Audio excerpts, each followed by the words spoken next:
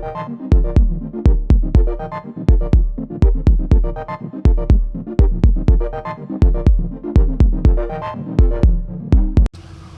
this video is to show you how to log on to the new strategic mapping MDT module that will be on the fleet. So you start up your vehicle and this screen is going to take maybe like 3 minutes or so to initialize, showing that it has Wi-Fi connectivity and it's connecting back to the server. So first thing you do is you can press anywhere. Once this pops up, you can press anywhere. It's going to ask you to log on with your ID. You simply type in your ID like you would type into the GFI or the GenFare box. Start with 27 and then the last 4 of your social. Hit enter. It's going to ask me if I'm Charles Burgess. Now if I'm not Charles Burgess, I can just go back and then press whatever button. If you press an incorrect key, it's going to say fail. All you have to do is simply hit the back button, or it's going to actually take you back by itself. And then that's when you type in your correct social or driver ID. And it's going to say, are you Charles Burgess? And this time I'm going to say, yes, I am. Now, after it logs me in, it's going to come to my pre-check or telling me to enter the miles. So I'm going to enter the miles here that the vehicle has and hit enter. You will get a message. I declare that this vehicle has been inspected and yada yada yada. You can say no defects, or you can report a defect. You simply type it in here in this area here. Let's go back. We're going to go to no defects.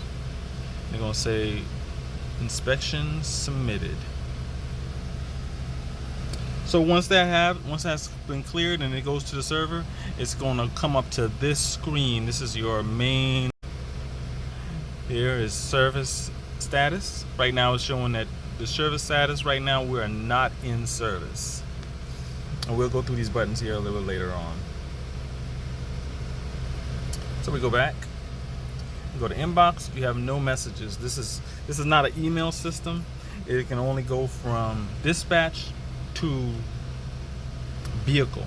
It's not dispatched to you. So anybody who drives this vehicle will be able to read these messages. Incident. This is a way you can click incident. You can choose from a drop-down menu if you see these blue arrows. Here, let's say passenger, and then you can see unruly passenger, or injury. And then you got a list of certain things that you can choose. When you choose a button like that, then it goes straight to incident request sent to dispatch. And then this is just the acknowledgement. Yeah, I accept it. I did it. All right. So that's just kind of showing you what's going on with those. So next thing we need to do is select our block. Select our block. Right now it is out of service. It shows in red. It's out of service.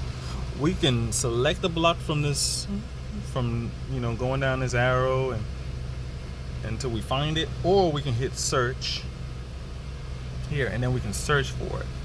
Now, what the cool thing about this is these are active routes right now. So you won't see all routes, but you see active routes right now. So let's type in 1. Right now you see with just 1, we have 49 things we can search from.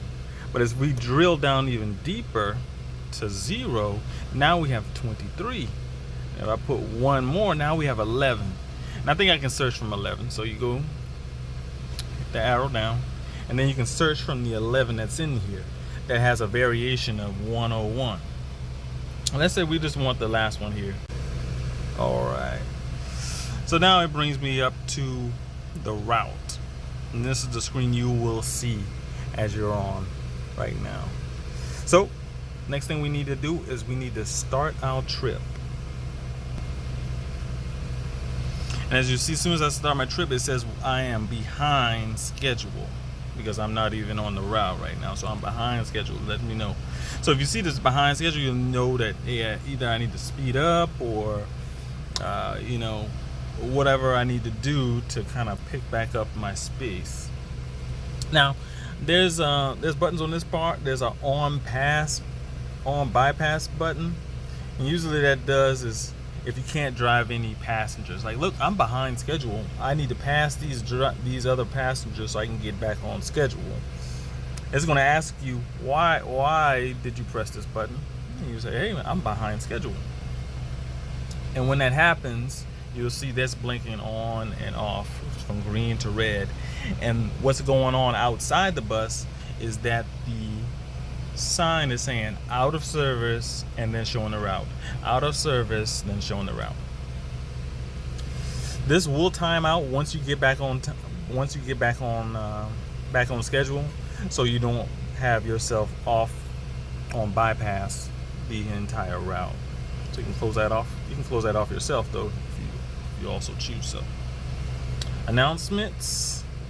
We only have one in here, but we can put several in here. But one we have move on back. All you have to do is just press this button. You hear it on the speaker. Please move further into the vehicle.